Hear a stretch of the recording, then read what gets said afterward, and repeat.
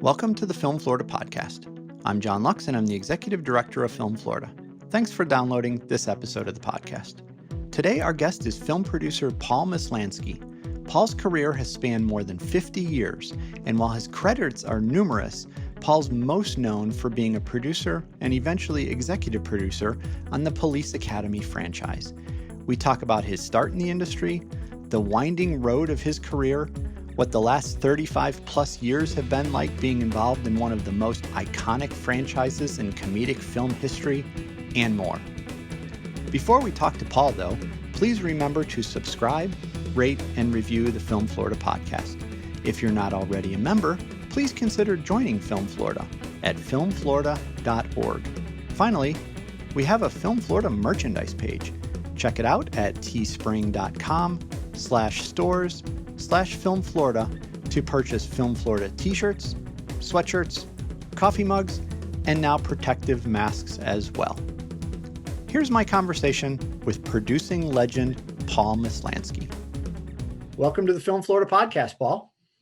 Well, thank you, John. What a pleasure to be here with you.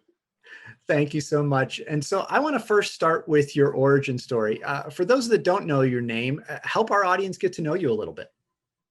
Well, I was born in 1933, around Thanksgiving, in New York City, Sydenham Hospital in Harlem. And my dad was a dentist and my mother housefrau, and had a couple of brothers. And before the war, things were pretty good. We lived right off of Central Park West in New York, and we used to watch the Thanksgiving parade.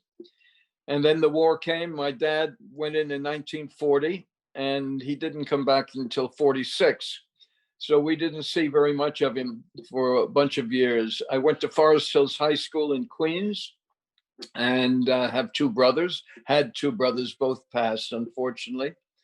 After high school, went to Washington and Lee University because my dad had been stationed there during the war, and he was very impressed with it. My brother preceded me there by 2 years.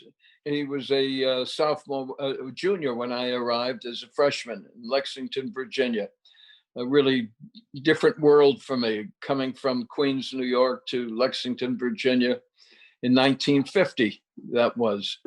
And did 4 years there. And the best part of it was the fact that I was always a musician. Even in elementary school, I was a trumpet player. And I loved jazz, and I loved Louis Armstrong was my hero. And I met him a couple of times even as a kid. So at Washington and Lee, I participated in baseball and soccer and swimming and basketball, and flunked out my first year. And it was right around the time of Korea. And fortunately, there was a wonderful dean of students there by the name of Dean Gillum. And he sent a letter home, which I intercepted. My folks didn't know that I had busted out. My brother was a terrific student. He went on to become a major physician at Bellevue for many, many years.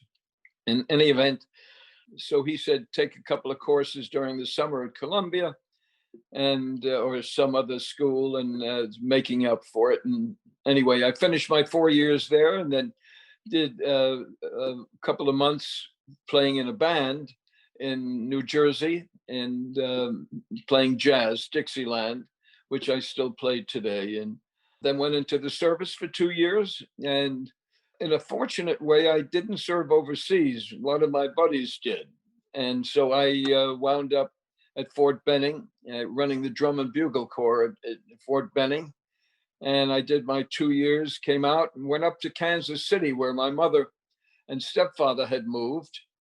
And I took a degree in history so that I could get into a good law school, which I did. And I played a lot of music in Kansas City, and also promoted concerts, jazz concerts in Kansas City.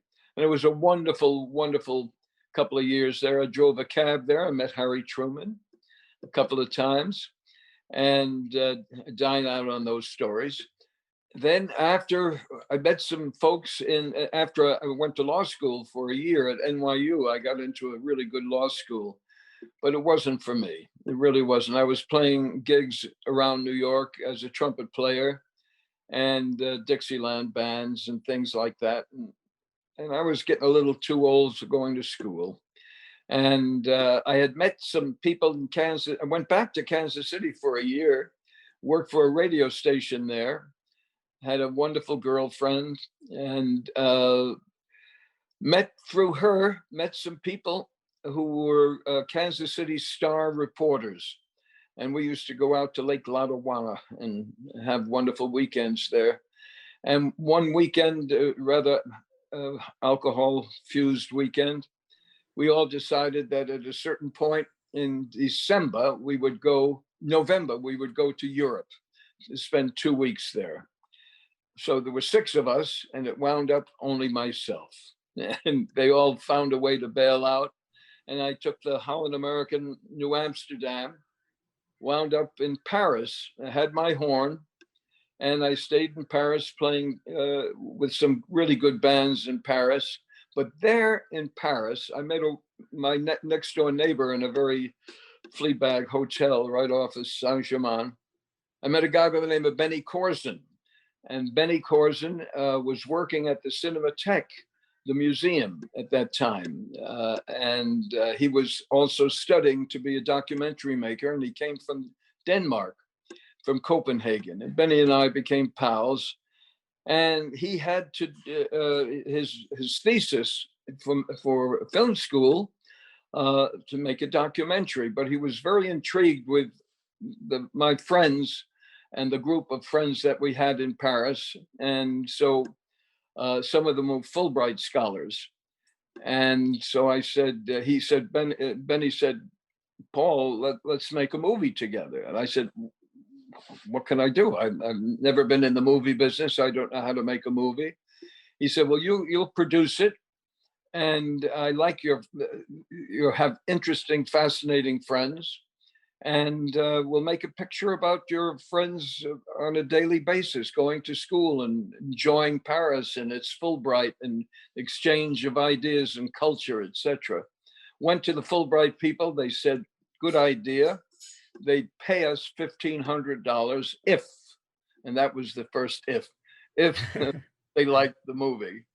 So my folks, by this time, I guess I was getting on to about 24, 25, maybe even 26, 25. My folks wanted me to come home. I was playing jazz in Paris. I had gotten a good degree at Washington and Lee. I was a master's. And what are you doing with your life? I said, look, I like this whole idea. Maybe I can make a movie. Maybe something can come from it. Well, I had a great friend, Ike Pappas. Ike Pappas was a CBS correspondent. We went through life together. We were in school together and we were in the Army together. I asked Ike for $500. I asked my folks, mother, father, stepfather, stepmother, each giving $500. Put together $1,500, and we brought a cameraman down from Copenhagen and made a movie called Letter from Paris. And it was a 30-minute documentary. Went up to Copenhagen to do the editorial on it, editing, and worked at a place called Eterna Films, which is one of the only really great editing facilities in Copenhagen. And came up with a movie, went back to Paris, showed it to the Fulbright people. They said, not enough stuff with students going to school. So I was stuck with a picture. And Benny took it to Cannes, to the Short Film Festival in Cannes, representing Denmark and representing a debutante director for documentaries, and won a minor award. This is now 1960, and there were labor problems in Hollywood in the 60s, and that was really the heart of runaway production. All the studios were sending some of their producers and directors over to Europe to make the big costume pictures. This is the picture, a time of Ben-Hur. This is the picture of Lawrence of Arabia, Dr. Zhivago, films that required hundreds and thousands of extras. And Hollywood saw that Europe was the place to do it. My picture was picked up at the festival purchased by Columbia Screen Gems. Columbia Screen Gems, because there was really a dearth of product as a result of the labor problems in Hollywood. And so the picture was sent to Columbia Pictures in London, and it was used as a short subject at one of the screenings for the executives at Columbia Pictures. This was a period when so many of the major executives from America, from Warner Brothers, from United Artists, from Fox, from Columbia, from Disney, they all came to London. London was one of the homes for the runaway production. Another home was Rome, another home was Madrid, and another one was Paris. Between those four cities, American production companies were turning out a lot of movies. And so there were a lot of technicians, a lot of directors, number of directors, major directors, writers, artists, of course, came to Europe to work. They showed my picture. I got a call in Copenhagen because I went back to Copenhagen to find some work, and I was teaching jazz studies at the university there and playing music and anything to make a living. And I got a call from a guy by the name of Bill Graff, who was vice president of Columbia Pictures Europe, by the way, who eventually produced a wonderful movie called A Man for All Seasons and won an Academy Award for it. Just a terrific guy. And he said, would you like to come to London? We saw your movie. We have a producer here by the name of Charles Schneer, Schneer. And I didn't know the name at all. He said he was looking for an assistant. And he made pictures like Mysterious Island and Seventh Voyage of Sinbad. And he was preparing a picture called Jason and the Argonauts. I flew to London with my $150 that I had to my name, my trumpet, and one suitcase, got to London and stayed with my drummer from Paris, a wonderful Englishman who was our drummer in Paris, and went to see Charlie Schneer, had my one Harris tweed suit and a tie, and I was interviewed by him, and he said, well, you sound interesting. I'm going to hire you. I said, thank you, Mr. Schneer. He said, well, how much do you think you should be making? He asked me. I said, well, I'm making 100 now. I was making $100 a month in Copenhagen. Wow. But living well. It was a wonderful time in Copenhagen in those days. This is 1960, Copenhagen. And it was just marvelous. And he said, well, I'll pay you 100 and a quarter. I said, well, thank you, Mr. Schneer. I said, I was caught short coming over here. I wonder whether I could get an advance. And he said, certainly, go see Mr. Terry, who was the accountant. I went down the hall. There's a sign that said accountant. Walked in, and there's Arthur Terry. He said, how much do you want? I said, just a week will be good. And he said, okay. And he gave me 125 pounds. My God, bus drivers were making 25 pounds a week. And he's giving me 125 pounds to be an assistant. It was amazing.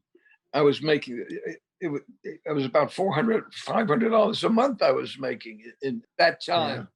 Yeah. Anyway, we went off to make Jason and the Argonauts. And we went to Italy to do that. And I started out in the picture as a Charlie Schneer's assistant. And the production manager was a wonderful guy by the name of Johnny Dark. And he made me unit manager. And next thing I know, I'm involved in making a major Columbia picture with great responsibility in the southern part of Italy, in a town called Palinuro.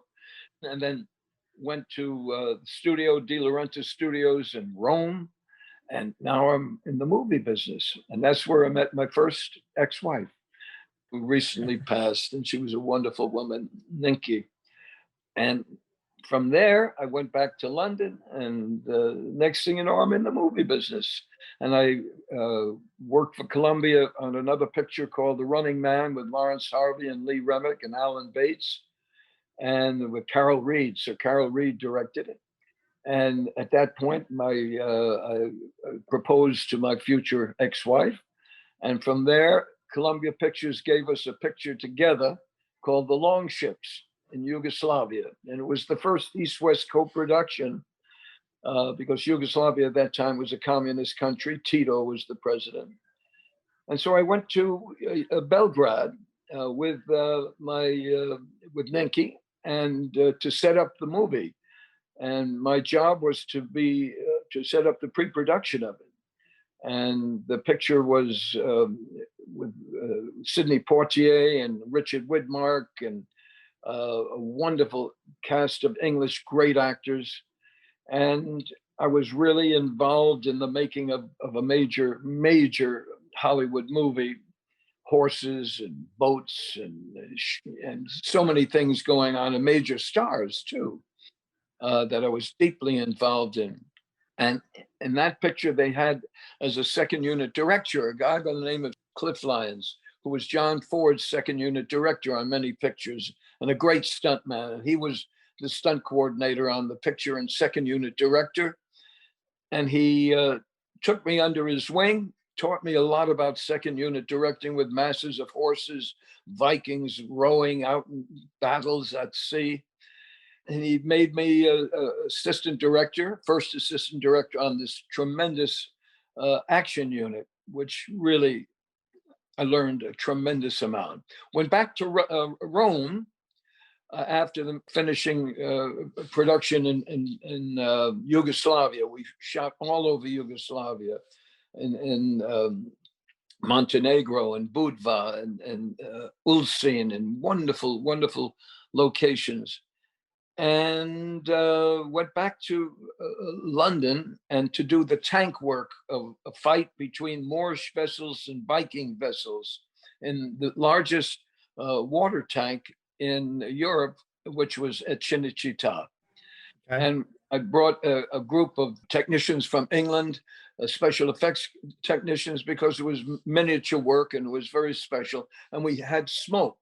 We have to have a lot of fog, and as a result, I'm on the set, and this man walks up to me and introduces himself. He says, "My name is Warren Kiefer, and I'm a documentary maker for ESSO, and I've just come from Libya, and we're making a documentary about the uses of petroleum, different uses, and of course our smoke effects were petroleum." And he thought that would be a nice little thing. Well, Warren and I hit it off very well. And he wanted to direct a feature, and I was ready to produce my first feature, I felt, because I had the experience. By this time, I was 20, I guess I was 28, 29, because I produced my first feature when I was 30. And I said at that time, I said, I remember when I got in the business and I really got the bug for it. I said, I want to produce by I'm 30.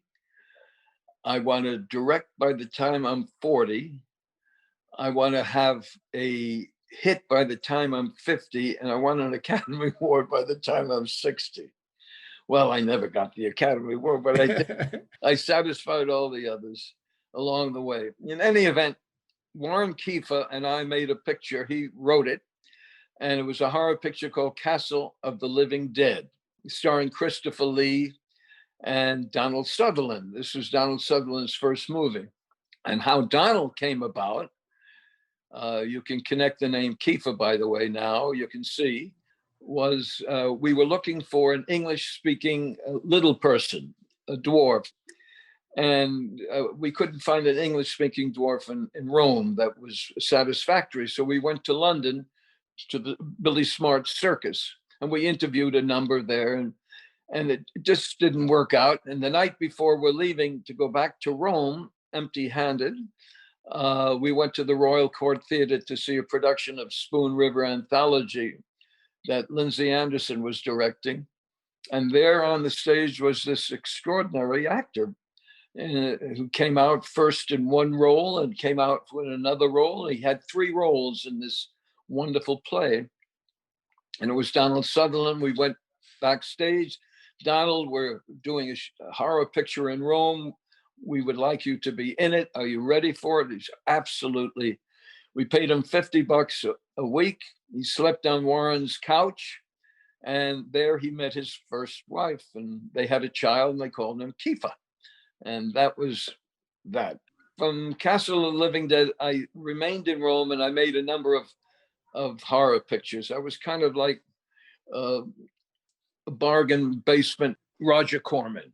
You know, Rome was wonderful then. It was Hollywood on the Tiber. This is 1964, 63, 64. And this is the period of the spaghetti westerns. This is the period of just the Italian cinema just being, it was so remarkable with De Sica and Lattuada and Fellini and all the wonderful directors there. And Rome was an extraordinary place. So many American actors there, British actors. And that's when Cleopatra was made, of course, around the same time as Jason, by the way. And so a lot of the actors that came over for Cleopatra stayed in Rome because there was a great deal of work. Anyway, I made a couple of horror pictures there.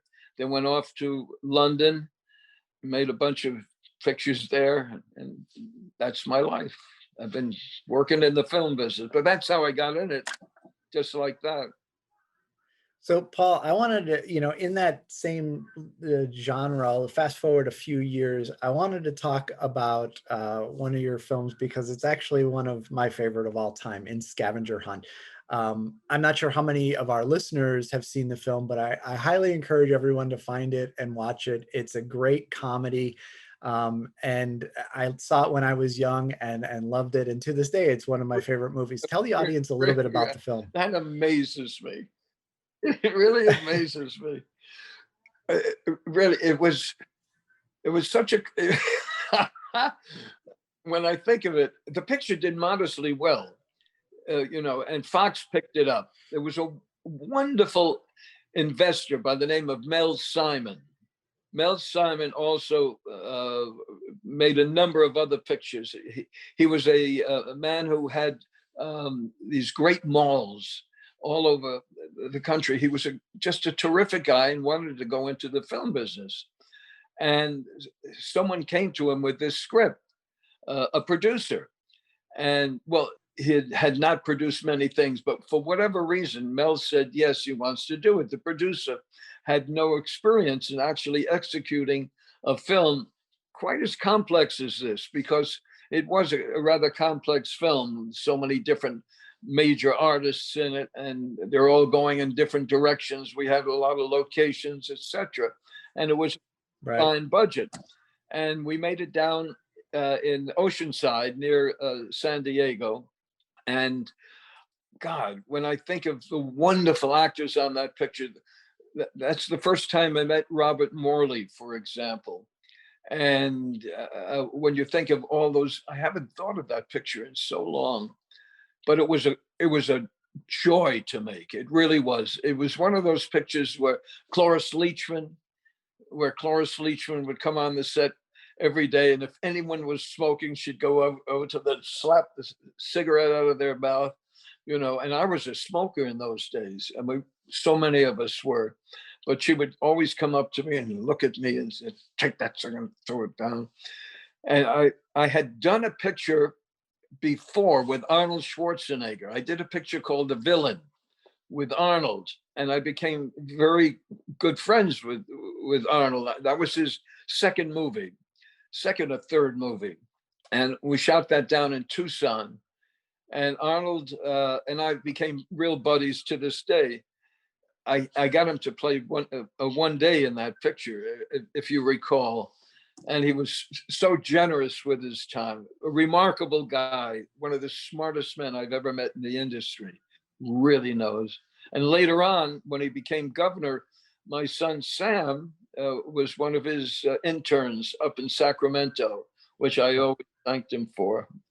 Really great guy. He and Maria were that's when Maria came down on that picture, on The Villain, and I was kind of the beard, because that was the beginnings of things. Anyway, it's another story. But Arnold was terrific. But that picture, The Villain, but let's go back to Scavenger Hunt. Scavenger Hunt had one of the strangest crews I've ever been associated with. I had never worked with any of them before, and none of them had worked with each other before. So because this was Michael Schultz directed the picture, and the people that he really wanted to be the director of photography, et cetera, the heads of department weren't available. So we had a last minute put the crew together, but they worked magically well together. It was amazing. Usually you know, especially with the camera crews, the best camera crews are people who have worked together. Not only the people right next to the camera, but I'm talking about the grips and the sparks, the electricians, etc. Anyway, that was it. Scavenger Hunt was a great experience for me. And let me see, Stephanie Pharisee was on that picture because she was on another movie for me too. There were a number of people that on the picture that I brought in as cast on the picture. And give me some other cast members. I'm trying to remember. Oh, yeah, I don't remember, but I just remember, you know, every time you watch Cleavon the Little. film. And this was before Cleavon had done Mel's picture. Mel Frank's, you know, wonderful Western. Yeah, it's one of those films that when you watch it, you just keep seeing faces that eventually became very famous, and you thought, "Oh my God, I can't believe he or she is in this." And you say that about 8 or 9 different times throughout the film. It's great. I know. Gosh. Anyways, so I mean, I was a combination of my own stuff, and I was on call to be, in effect, a line producer on these pictures. But I was a bit more than a line producer because I would work on the script and I would help with casting. And it was a great period for me. It was terrific. But my days in Europe were very significant because that's where I met the man and the men, because there were 2 men that I met in Europe that changed my life. Alan Ladd Jr. and Jay Cantor. Everybody knows who Alan Ladd, perhaps everybody does. Alan Ladd Sr. was a great American actor. And Alan Ladd Jr. was a wonderful American producer. His film, The Right Stuff being another one. And of course, Police Academy, Alan Ladd Jr. And Jay Cantor at that time was president of Universal Pictures in Europe. And then eventually he and Laddie formed a company. And that's when I met them. And I met a young guy, Gary Sherman, who was a friend of Jonathan Demme's in London at this time. Jonathan Demme was a stringer for the Rolling Stone. And both Demme and Gary Sherman were also working in advertising in London at the time. And I met them, I forget how, socially. And Gary, knowing that I was a producer, oh, I know how, because Jonathan Demme actually was the one who helped do the music on a picture I made called Eyewitness with Mark Lester and Susan George and Tony Bonner and Lionel Jeffries. And that was Johnny Huff, the director's first film. But of all things, Jonathan Demme, being a Rolling Stone stringer, knew all the wonderful musicians in London and was able to help with the soundtrack for the picture Eyewitness. Through Jonathan, I met Gary Sherman. Gary Sherman had a script called Deathline, a horror script he had never directed before. He was directing commercials in London. And Gary said, please read this script. I read it. I brought it to Alan Ladd Jr. And Laddie said, let's make the picture. And of course, we made the picture. And it's become a classic horror film called Deathline.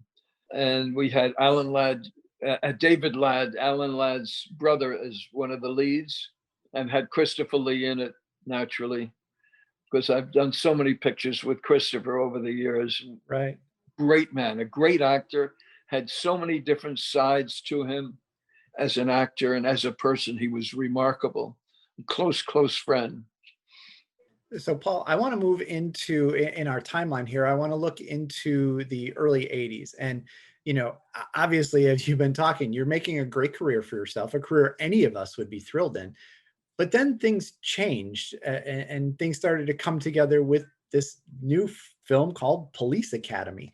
What did you think of the film as things were coming together? Interesting.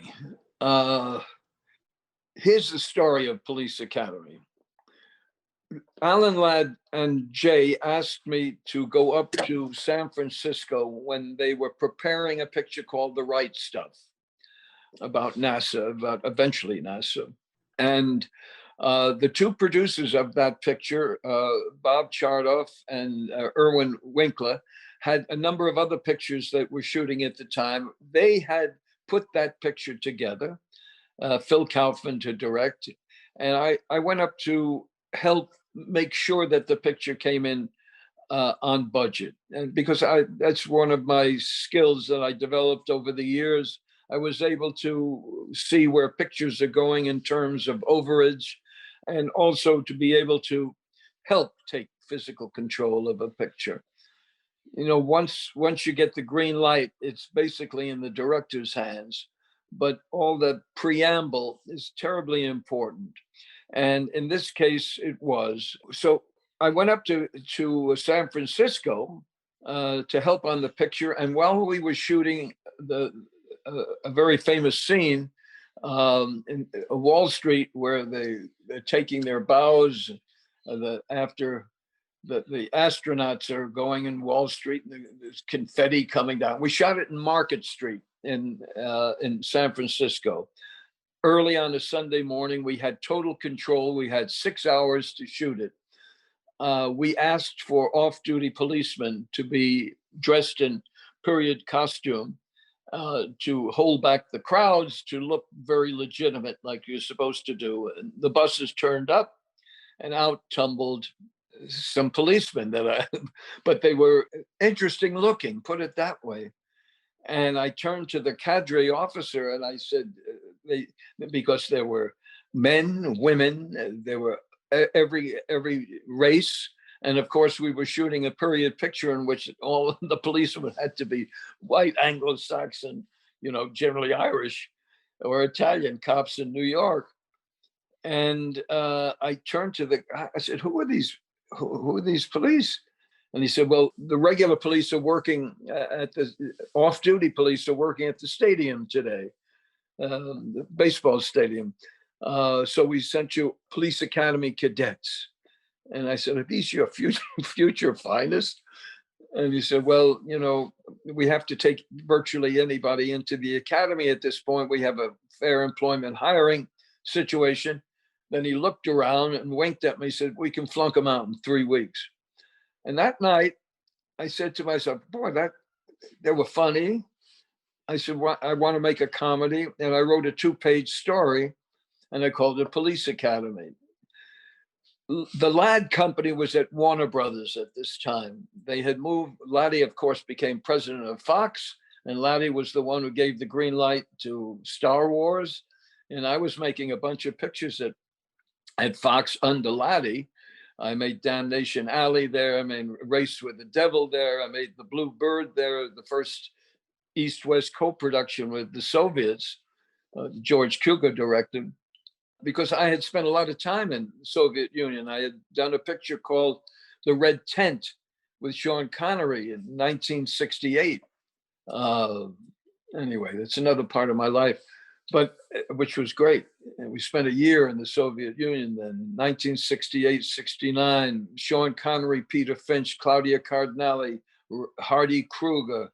Oh, what a movie, what a movie. And a great Soviet director. Mikhail Kalatozov, who did The Cranes Are Flying. And anyway, so I took it to Laddie and Gareth Wiggin, who was a vice president of Laddie's company. And they said, how much can you make the picture for? I said, well, I don't have a script yet, but tell me how much you got, how much you want to spend on it. He said, well, we don't want to spend over $5 million for it. If you can bring it in around 4.5, that would be great. 4.5 million.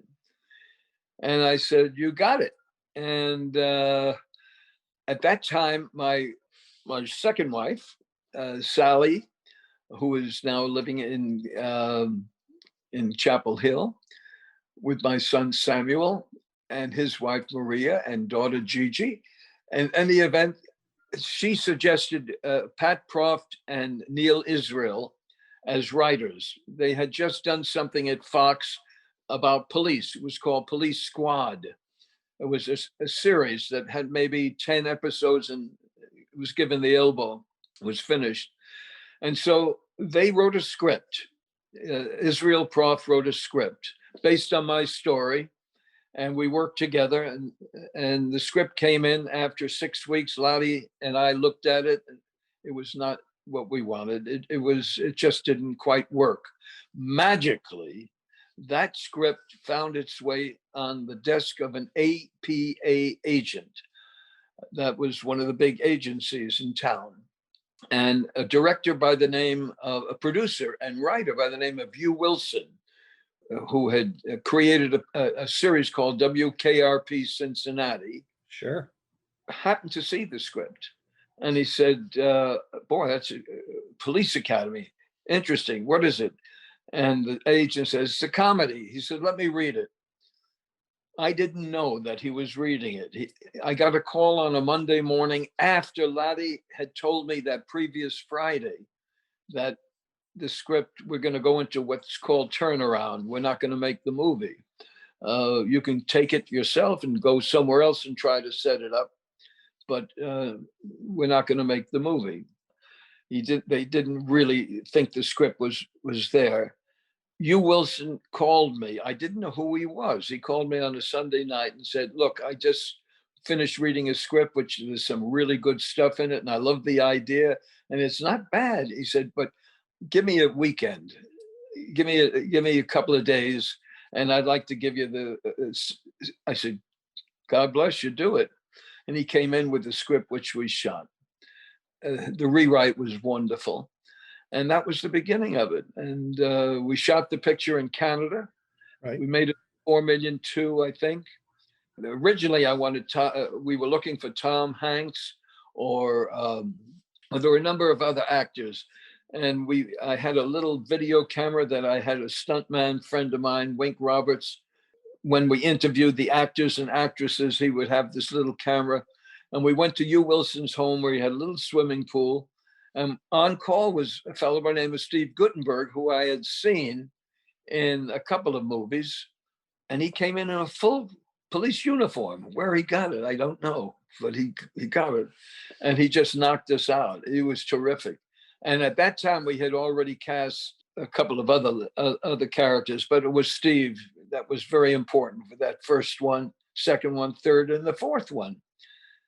And then I came down to Florida to shoot the fifth one, right, with Matt Mccoy and Janet Jones, who became Janet Gretzky. I mean, Police Academy changed my life, obviously, in terms of material things, in terms of, I don't know, it was something. I always knew that I was decent at my job, but I had never had a hit in the movie business, and I had turned 50 and I had made 25, 30 pictures. I had spent 2 years as a vice president of United Artists in Europe. I had been to Russia, Soviet Union. I filmed all over the world. I filmed Peru, but I hadn't had the real hit, the breakout hit. And that was the one. And it was a great feeling. It gave me a sense of that I knew I had it, that I knew I was really capable. I had doubts always. I always went into every picture doubting whether the picture is going to be a good picture or a bad picture. I never doubted my ability to produce the films, but I always had doubts about the outcome of how they would turn out, because you never know. I mean, it's such a collaborative effort. Screenplay, director, location, actors, weather, crew, cameraman, everything comes, and it's a synergistic thing. I just invented a word. It was synergy. I mean, everybody coming together on something. But it made me feel good, the Police Academy one. It sure did. There's no question about it. Well, you said that, you did it for a little more than $4 million. And if I read correctly, it grossed, upwards of 155 million. But the money was really just such a small portion of what that film did. I mean, do you remember the spring and summer of 1984, just like the cultural phenomenon that was Police Academy? It must have been crazy. Well, here's the funny thing. When I finished Police Academy, I was pretty tapped out in terms of finance. I just had a divorce. I had 2 kids, and it was a tough period for me. So I had to take another movie right away before the movie even went into the theaters. And so I was asked to go to Europe by Disney to take over a picture called The Return to Oz that Walter Murch directed. We can talk about that one for 2 days because it's really a terrific movie, which was very complex to make. In any event, I was in London when the picture opened in America. A dear, dear friend of mine came over to London to work on Return to Oz. His name is Matt Clark, a wonderful actor. You look him up and you'll see his face. Oh, I know Matt Clark. Matt and I were very tight friends, and I asked him to come over and play Dorothy's, uncle. And we were together on the day that the picture opened in America. And I was really nervous about it. I knew it was a decent picture. I knew it was good. I'll give a little sidebar. There was a place in Los Angeles, doesn't exist anymore. It was called Preview House. We would go with our movies, especially Warner Brothers pictures, and Fox would go with their movies to Preview House. And an audience would be recruited with the demographic that was appropriate for the movie, right? And you sit in a chair and you had a dial. And you turned the dial when you liked something, you turned it to the left if you didn't like something. And we sit up in a room with a big glass. You can look down and see the audience, and we hear the audience too, especially with a comedy, very important. And there's a big dial, and you watch how your picture's doing, literally on a dial. Well, by God, we're sitting up there. It was Laddie, the editor, of course, the director, Hugh Wilson, the original 2 writers, Israel and Proft, maybe 6 of us there. And we're watching that dial. And from the very first scene when David Graff and the Police Academy one makes his appearance in titles, the thing was way to the right. The audience was into it. And it never left there. Sometimes it bounced higher, never lower. And we're sitting there, wow, until the end. And at the end, the last scene, when they're passing in review and Gutenberg is up there, the dial just went boom, like that. And you can't leave a comedy like that. And so we're sitting there, what the heck? We're feeling great about it. And I said, Laddie, have you ever seen? He says, I haven't seen anything like this. He said, I'll tell you what, let's all meet in my office, in Laddie's office the next morning at Warner Brothers, the director, myself, and the editor, and Jay Cantor. And we'll talk about it, what we can do. We got to put a button there. We got to do something. We got into the office, and I thought all night. I spoke to you, Wilson, on the phone. We came up with ideas to shoot this, to shoot another scene here. And Laddie said, got in the office, he says, what do you think? And I told him my idea. You told him his idea. And Laddie said, here's what we do. Laddie had one of the great minds for editing. He always did. He said, let's reprise the best laugh in the movie. Let's find a way. And you, Wilson, and I looked at each other, and we knew what the best laugh was, which was George Gaines on the podium with, someone underneath the podium giving, if you see the movie, you know what I mean. In any event, we did. We went the next day. We went to a little tiny studio. I had my wife's niece up there, like part of the crowd, and we shot the last podium scene when Gutenberg is up there, and it's the reverse of what happened to the commandant at the podium. Right. That that idea by Lottie built my home. Well, and then, when you look at your credits on IMDb, since 1984, you've worked on at least 10 different projects that were related to Police Academy. I mean, obviously it changed your life. Do you have any like specific memories of that time frame that kind of just jump out? Oh yeah, I mean, first of all, Toronto was a great place to shoot in Police Academy 1. It was really great. I bonded with a couple of guys on the picture. One of them, besides Hugh Wilson, who was just an amazing director. With Gutenberg, of course, I did with David Graff, but with Bubba Smith. I don't know whether you remember, but dear Bubba Smith, an extraordinary football player, not a bad actor at all, but a human being. Yep. And we had, all I can tell you, we had some remarkable good times. We did. There's so many memories of those pictures. And we shot the movie at an abandoned mental institution. It's now a big studio there, right on Lake Ontario. And we had the best possible location for a movie like that. And the subsequent movies we shot, the next one in Los Angeles, and then the one in back in Toronto, and then another one in Los Angeles, and then in Florida. Had great time shooting Police Academy 5 in Florida. I've shot 3 films in Florida. I shot the Police Academy film. I shot the Cop and a Half in Tampa, and Love Child with Amy Madigan and Bo Bridges. We shot at the women's prison, the largest one in Florida, and right outside of Fort Lauderdale. And that's where we shot Love Child. That was an amazing shoot. But we've always used Florida crews, and always came out with good movies. The one in Tampa with Burt Reynolds was a pretty good movie. It did pretty well. In fact, all the Florida movies we did fine. Well, I definitely see a pattern. Every time you come here, you come away with a good film. So you should bring more back here, right?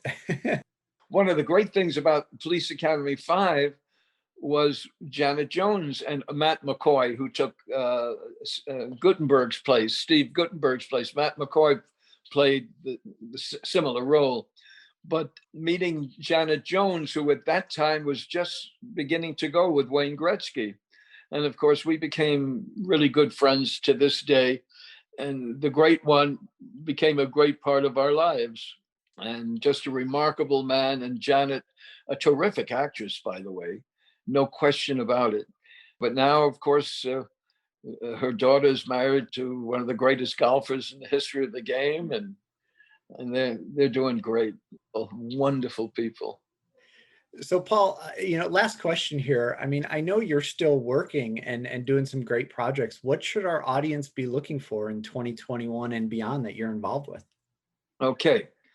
I've done a lot of pictures in Russia and the Soviet Union. And then I went back to Russia to shoot the Bluebird. And then I shot Police Academy 7 in Moscow. Any event, Hugh Wilson wrote a terrific script that was never made.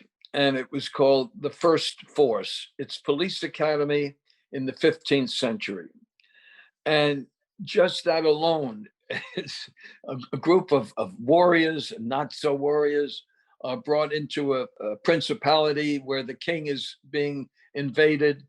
And he needs a group to put together to fight the oncoming. And he wrote a terrific script. That's the script I'm working on now. Plus, my favorite.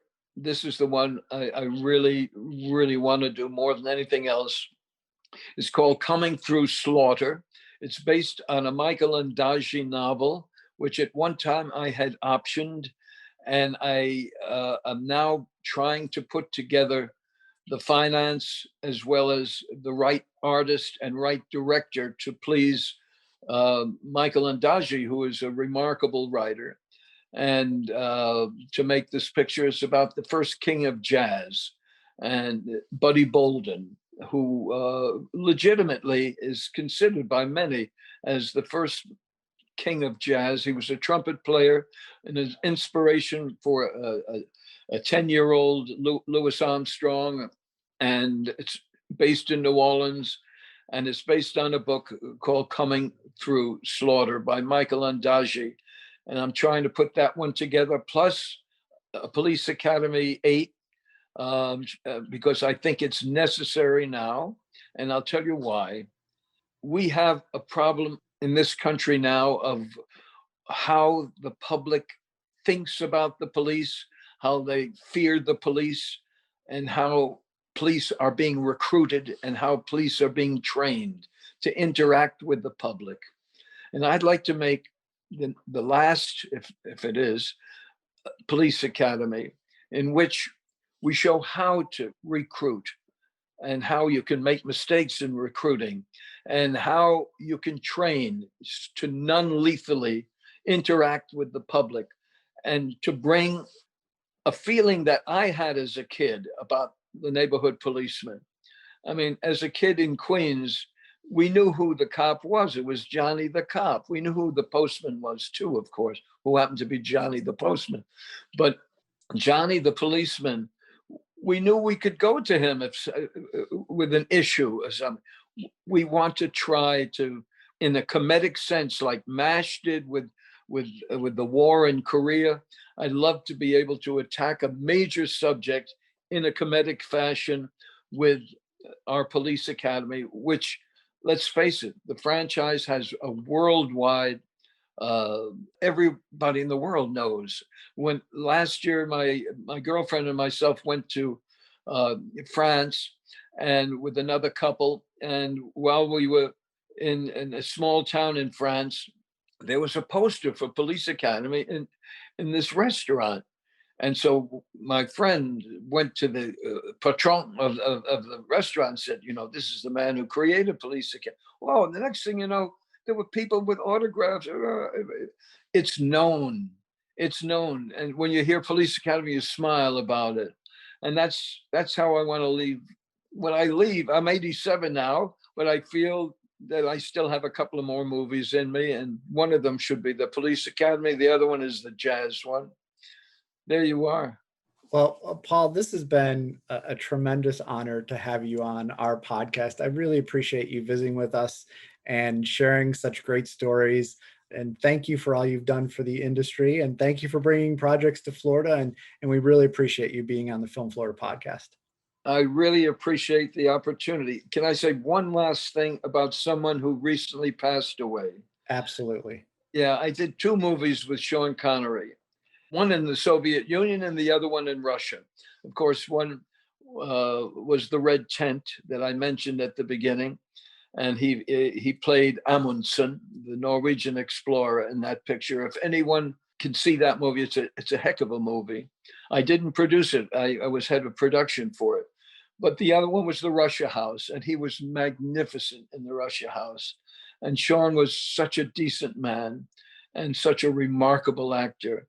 And we'll miss him, but I want to thank you for everything that you've allowed me to talk about today, which is myself. Absolutely. That's a great way to finish. Thanks a lot for being on the podcast, Paul. Take care now. Thanks for listening to this episode of the Film Florida podcast. For more information about Film Florida, go to filmflorida.org or visit our social media pages on Facebook, Twitter, Instagram, and LinkedIn. Check out the Film Florida merchandise at teespring.com/stores/Film Florida. And please remember to subscribe, rate, and review the podcast.